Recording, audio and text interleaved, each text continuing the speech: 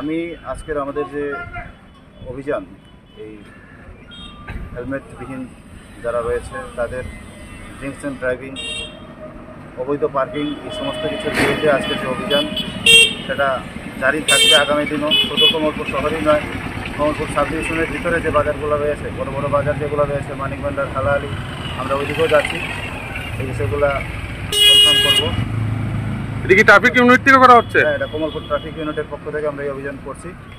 আমি আপনাদের মাধ্যমে সমস্ত ড্রাইভার এবং মালিকগণ যারা রয়েছেন যানবাহনের, সবার কাছে আমি একটা অনুরোধ জানাবো যে কমলপুর শহরকে সুন্দর যানজটমুক্ত শহর গড়তে আমরা ট্রাফিক ইউনিট আপনাদের পাশে রয়েছি, আপনারা সাহায্যের হাত বাড়িয়ে দিন। আপনারা যে মেশিনগুলি ইউজ করছেন কী ধরনের মেশিন বা ওর নাম কি? আমরা জ্যামার ইউজ করেছি, বড় গাড়ির জন্য যা আছে, ছোটো গাড়ির জন্য যা আছে জ্যামার ইউজ করেছি।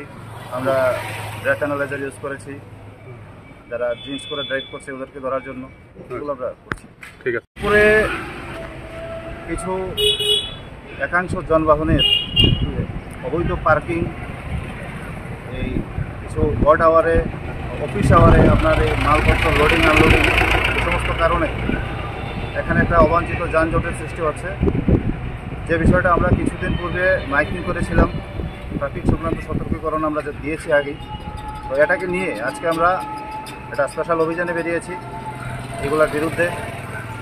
অবৈধ পার্কিং, একটা অফিস আওয়ারে রাস্তার উপর গাড়ি পার্কিংটা বলতে কি নিয়ম অতিক্রম করছে?